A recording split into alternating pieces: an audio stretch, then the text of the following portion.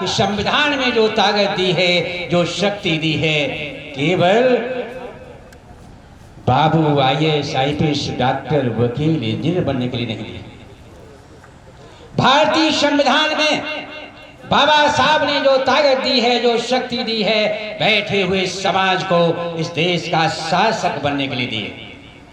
जब तुम शासक बनोगे, संविधान चलाने वाली ताकत बनोगे, तो सारी समस्याओं का समाधान हो जाएगा।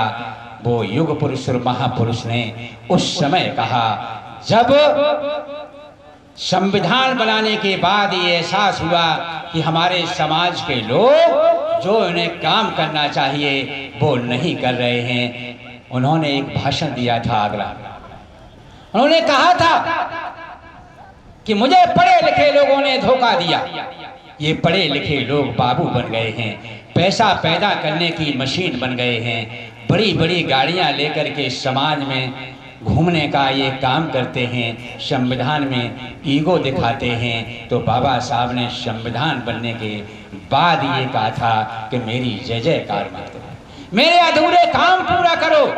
अगर अधूरे पूरे काम हो जाएंगे तो बाबा साहब की जय जयकार होगी। अगर अधूरे काम पूरे नहीं होंगे तो बाबा साहब की जयकार और उनका जय जयकार करने से समाज का भला नहीं होगा।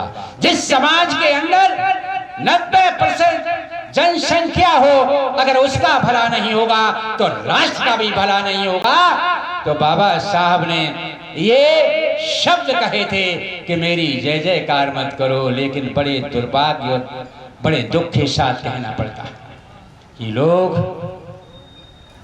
बाबा साहब की जय जयकार करते हैं। उस महापुरुष ने, जो महापुरुष होता है उसके एक एक शब्द में बहुत बड़ी ताकत होती है। अगर डॉक्टर अंबेडकर की बात को हम माने तो 71 साल संविधान बनने के बाद जो देश की हालत है, जो देश के लोगों की हालत है, इस देश के अंदर 25 करोड़ आदमी फुटपाथ पर सोता है। बड़े बड़े शहरों में जाओ, चाहे वो बॉम्बे हो, चाहे वो कलकत्ता हो, चाहे वो दिल्ली हो, बड़े बड़े शहरों में 25 करोड़ आदमी फुटपाथ पे सोता है।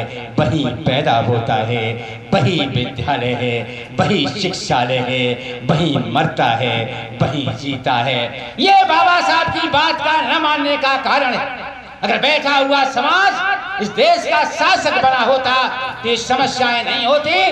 बाद 25 करोड़ आदमी जो फुटपाथ पे सोता है, वो कौन समाज के लोग हैं?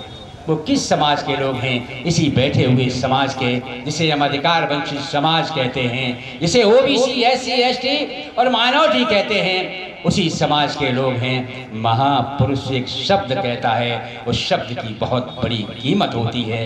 आओ आज हम सब मिलकर के, बाबा साहब का एक मिशन था, संविधान में अगर ताकत दी है तो बैठे हुए समाज को दी है, अधिकार दिए हैं तो बैठे हुए समाज को दिए हैं। इतना ही नहीं, शासक बनने का अधिकार इसी समाज को है। जहां प्रजातंत्र होता है, बहुमत की सरकार बनती है, बैठा हुआ समाज 90% है। प्रश्न करना चाहता हूं कि 90% समाज होते हुए भी देश की आज़ादी के 75 साल बाद, संविधान लागू होने के 71 साल बाद आज उसकी दशा और दशा में कोई परिवर्तन नहीं आया। उसकी माँ बहनों के साथ बलात्कार होता है, उनके बच्चों को मारा जाता है।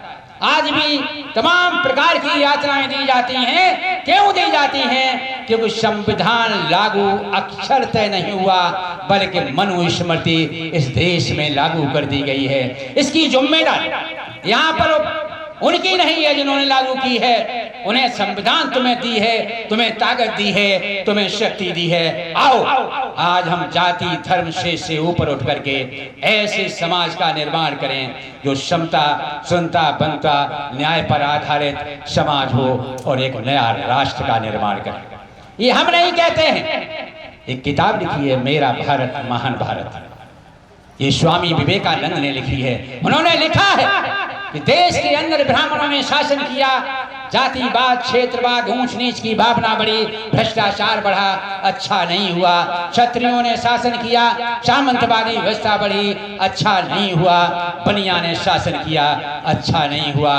उन्होंने वहां लिखा कि देश का अगर सच्चाई के साथ इस देश का जो शूद्र बिरादरी है, जो अधिकार वंचित समाज है, वो जब शासक बनेगा, ऐसा शासक नहीं, कैसा शासक, ऐसा शासक इन्हीं अधिकार वंचित समाज की ताकत से बनेगा, तो देश दुनिया की ताकत बनेगा, शक्ति बनेगा, देश में अमन चैन कायम होगा और देश दुनिया की ताकत बनेगा और ताकत बनेगी, सारी समस्याओं का समाधान होगा।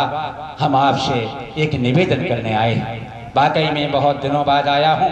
मैं धन्यवाद देता हूँ हमारे बैठे हुए सभी जिन लोगों ने आज अलग होकर के समता, सुनता, बनता, न्याय पर आधारित समाज और राष्ट्र का निर्माण करने के लिए संकल्प लिया है। हम उनके साथ तन मन धन से हैं। मैं आपसे भी ये आग्रह करता हूँ, आप भी उठो और देश की समस्याओं का समाधान बाबा साहब ने संविधान द्वारा कर दिया। अनुच्छेद 13 में जानते हो क्या लिखा है? अनुच्छेद 13 में लिखा है, जितनी भी पुरानी परंपराएं हैं, जितना भी अंधविश्वास है, जितना भी पाखंड है, वो सभी इस प्रकार की व्यवस्थाओं को शून्य घोषित किया जाता है। इतना ही नहीं, उसमें किसी प्रकार का संविधान में संशोधन नहीं किया जा सकता है। तो एक ही निशाना रखो और एक ही दावा करो कि अगर देश का शासक निष्ठावान, समर्पित, ईमानदार, बाबा साहब और महापुरुषों की बात मानने वाला, जो अक्षर है लागू करने वाला इस देश का शासक बनेगा, देश में अमन चैन कायम होगा, दुनिया की ताकत बनेगी। दूसरा सब्जेक्ट बाबा साहब ने ये भी 28 अक्टूबर 1951 को रखा। भारतीय संविधान 26 जनवरी 1950 को लागू हुआ।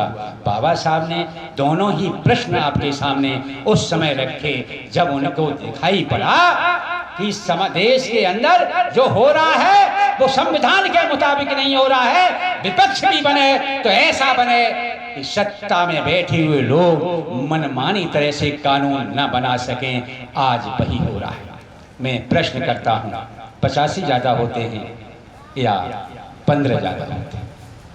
पता नहीं इस देश के अंदर कौन सा गुणा, किसी प्रकार का गणित चलता है। 15 ज्यादा होते हैं, 85 कम होते हैं। 15 शासक बनता है, 85 पर अत्याचार करता है। आज हम आपसे एक निवेदन के साथ अपनी बात को समाप्त करता हूं। साथियों, बाबा साहब ने कहा था जाओ शासक बनो, लेकिन सत रखिए, जात विहीन, धर्म विहीन, क्षेत्र विहीन समाज की रचना करोगे तो देश के शासक बनोगे। ऐसा आप करेंगे और नया भारत बनाने के लिए, इस देश में अमन चैन कायम करने के लिए, देश को महाशक्ति बनाने के लिए बाबा साहब का संविधान लागू करने वाली इस जमात को तैयार करेंगे, शासक बनाएंगे, सारी समस्याओं का समाधान होगा। जय भारत, जय संविधान।